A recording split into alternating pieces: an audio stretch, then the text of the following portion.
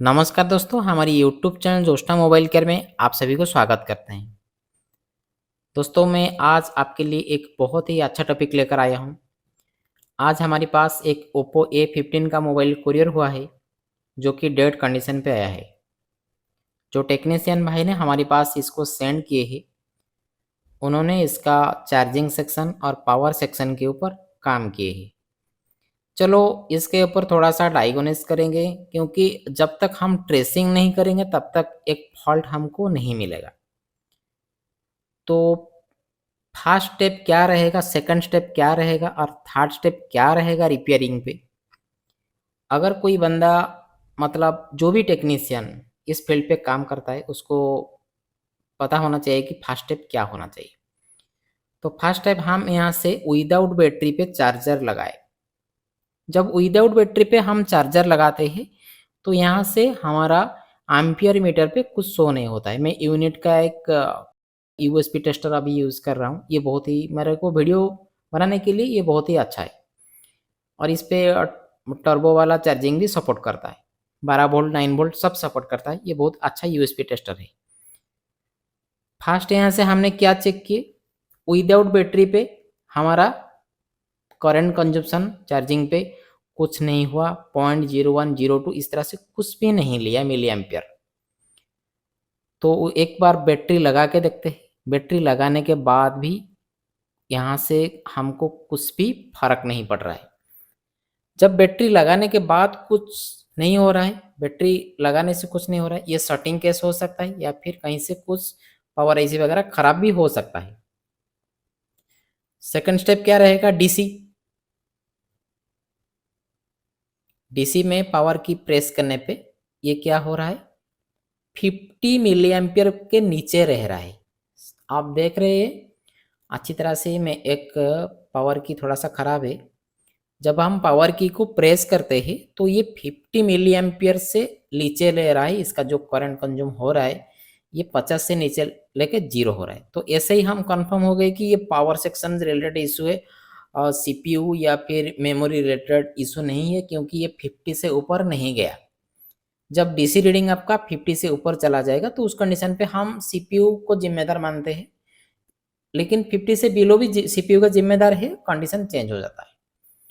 तो फर्स्ट हम यहाँ से वीपीएस चेक करेंगे। वीपीएस तो यहाँ से बन रहा है। सेकंड स्टेप क्या रहेगा दोस्तों, यहाँ से मैं बता रहा हूँ, पावर की के पास हम वोल्टेज चेक करेंगे।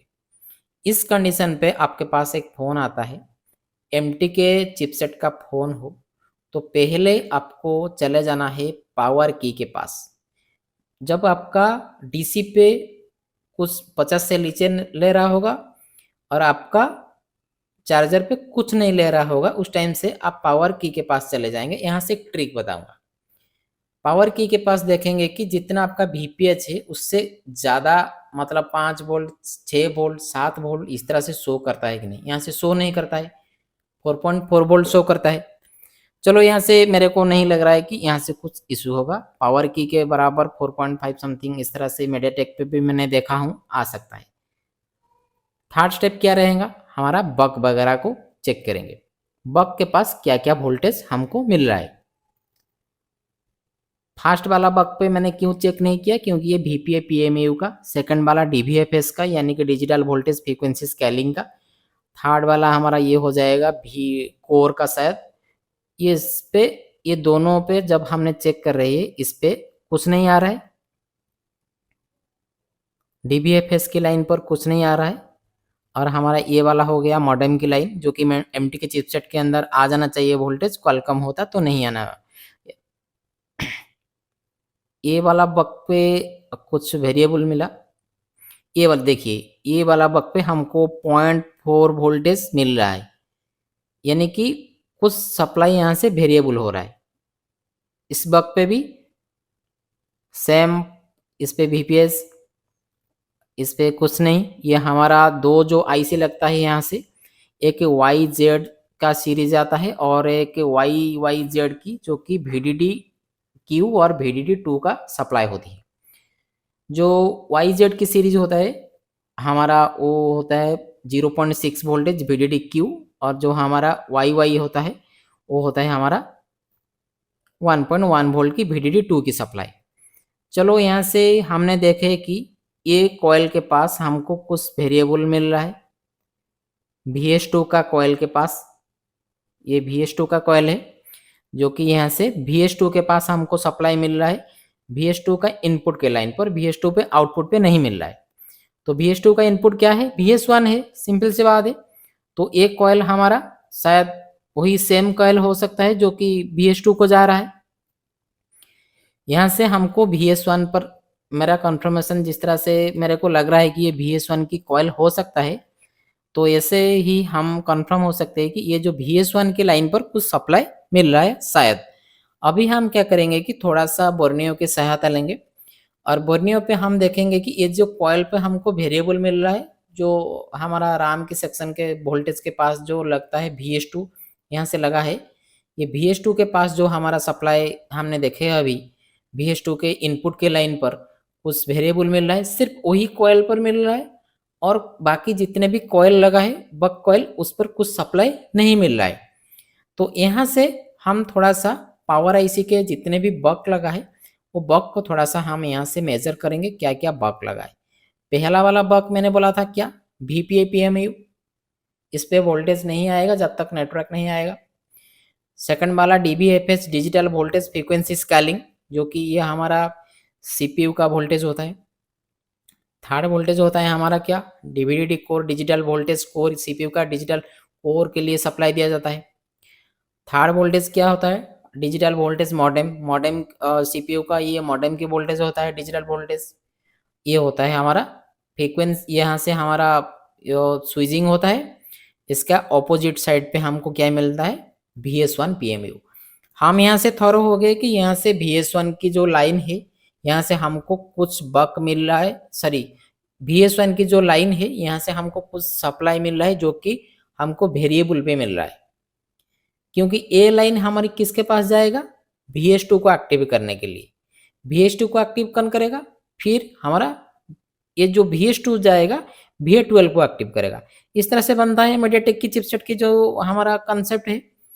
तो MT के 6357 CRB जहाँ पर लगा है एक कंसेप्ट आपको मिल जाएगा। यहाँ से जो बक हमको मिला, ये बक के पास हमारा क्या है कि सप्लाई जो बन रहा है VS1 पे हमारा कुछ सप्लाई यहाँ से वेरिएबल हो रहा है। तो ऐसे ही हम कंफर्म हो गए कि यहाँ से ये बक पे हमको सप्लाई मिला है। तो थोड़ा सा हम यहाँ से हमारी माइंड को थोड़ा सा आगे ले जाते हैं और हम क्या करते हैं कि बोर्ड सीक्वेंसी को डाटा का थोड़ा सा देखते हैं। तो VS1 जो होता है उससे पहले जितने भी वोल्टेज है सब बन जाएगा। अभी थोड़ा सा मेरा बात को अच्छी तरह से सुन लीजिए, VS1 से पहले वाला जितने भी वोल्टेज है VXO, VRTC digital voltage, VREF reference का वोल्टेज ये सब बन जाएगा। VS1 से नीचे जितना वोल्टेज है आप भी देख रहे हैं, VSRAM others, V modem, VP rock, 1.8, VMC, VIO 2.8, VDRAM, ये सब सप्लाई हमारा नहीं बन रहा है।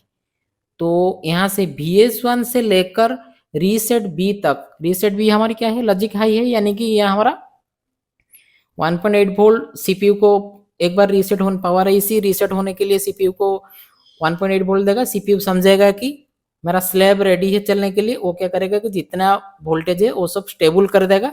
उसके बाद हमारा एक बार पावर रन रीसेट होता है, इसको हम बोलते हैं रीसेट बी। तो यहाँ से VS1 से लेकर रीसेट बी के अंदर कुछ लाइन हमारा प्रॉब्लम है, यहाँ से हम श्योर हो गए। VS1 से लेकर रीसेट बी के अंदर हमको चेक करना है। तो VS1 के बाद क्या आता है, VSRAM अदर। पहले हमको यहाँ से VSRAM अदर की जो लाइन है उसको चेक करेंगे। तो यहाँ से हम थोड़ा सा हार्डवेयर सेक्शन पे जाते हैं और देखते हैं कि VSRAM अदर का सप्लाई कहाँ पर, इनपुट आउटपुट की जो हार्डवेयर सोल्यूशन पे हमारा इनपुट आउटपुट की सप्लाई है, वहां से देखेंगे कि VSRAM अदर का कैपेसिटर कहाँ पर लगा। यहाँ से सामने पर ही हमारा जो VS1 की ठीक नीचे जो कैपेसिटर लगा है, यहाँ से हमारा VSRAM अदर की कैपेसिटर हमको मिल रहा है। उसके बाद डिजिटल वोल्टेज DVFS का लाइन भी उसके साथ भी है। तो यहाँ से VPS मिल गया। सेकंड हम क्या चेक करेंगे, हमारा VS1 तो बन रहा था, वेरिएबल हो रहा था, हमने देखे थे। तो थर्ड पे हमारा क्या है, यहाँ से VSRAM अदर। यहाँ से देखिए VS RAM अदर से ही सप्लाई हमारा ब्रेक है। VS RAM अदर की जो सप्लाई है 0.8 वोल्टेज यहाँ से नहीं आ रहा है, यहाँ से फिर 0.4 की वोल्टेज अभी आया था जो कि वेरिएबल हो रहा था VS1 पे। तो अभी हम क्या चेक करेंगे, हमारा VS RAM की अदर की जो कैपेसिटर है वो कैपेसिटर को थोड़ा सा हम चेक करेंगे शॉर्ट है या नहीं। तो हमने कैसे किस तरह से इसको ट्रेसिंग कर रहे हैं, आप भी एक वीडियो को अच्छी तरह से देख लीजिए तो आपको पता चल जाएगा कि बूट सीक्वेंसी किस तरह से काम करता है हमारा मोबाइल पे। ये देखिए दोस्तों, ये कैपेसिटर यहाँ से हमारा कंप्लीटली बजर आ चुका है, यानी कि सेटिंग केसेस। कहाँ से setting cases, VS RAM other. तो VS1 का हमारा हमने यहाँ से कैसे चले गए VS RAM अदर के पास, क्योंकि हमारा पहले हमने चेक किए थे हमारा VS1 का जो लाइन है उस पे हमारा कुछ सप्लाई 0.5 0.6 0.4 की वोल्टेज हमको मिल रहा था, उसका आगे वाला सप्लाई हमारी ब्रेक था। तो इसीलिए हम बूट सीक्वेंसी की सहायता से हम चले गए VS RAM अदर के पास। VS RAM अदर्स पे हमको मतलब ये कैपेसिटर शॉर्ट मिला, हो सकता है पावर ऐसी खराब। अभी चेक करेंगे इस पे GR बराबर आ रहा है या फिर, ये देखिए दोस्तों, अभी जो लीकेज था मतलब सेटिंग था पूरा बी पे आ रहा था, उस पर अभी GR ओके हो गया। तो हम यहाँ से कंफर्मेशन हमको मिल गया कि VS RAM अदर की जो लाइन है वो शॉर्ट हो जाने से हमारा सिर्फ VS1 का बक बन रहा था, उससे आगे वाला बक सब बंद हो गया था। ये बूट सीक्वेंसी का पावर होता है। बूट सीक्वेंसी आपके पास हो तो इस तरह से आप काम कर सकते हैं। VS1 के बाद कौन सा वोल्टेज बनता है उसको चेक करेंगे। अगर VS RAM अदर बन गया तो उसके बाद आगे आगे जितने भी रीसेट बी तक जितने अंदर है उस सबको चेक कर सकते हो, या फिर सीधे आप रीसेट बी को चेक करके पीछे आ सकते हो। तो फिर यहाँ से चेक करेंगे, ये देखिए वोल्टेज यहाँ से अभी बन गया 2.1।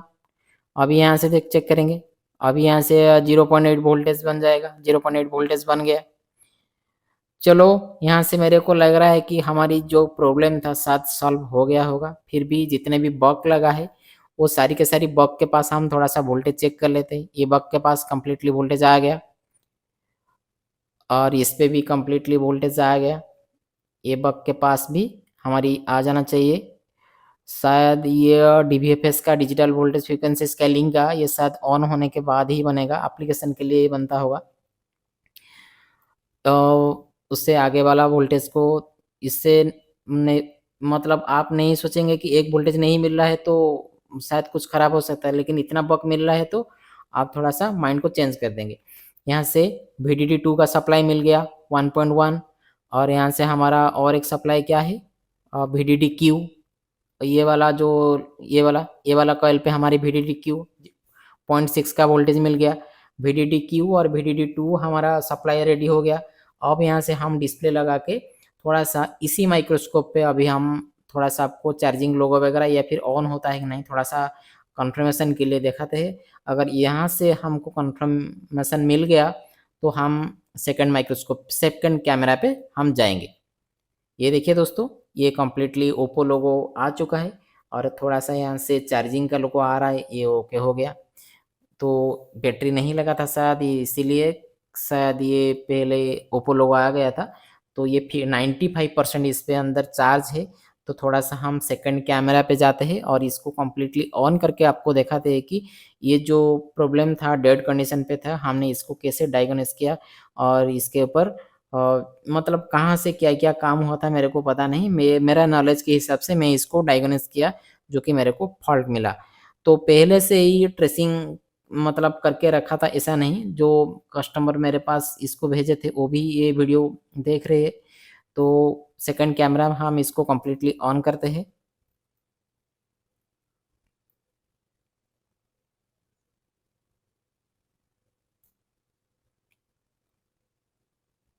ये कम्प्लीटली ऑन हो गया है दोस्तों। तो आज के लिए इतना ही दोस्तों, फिर मिलेंगे एक नेक्स्ट वीडियो पे।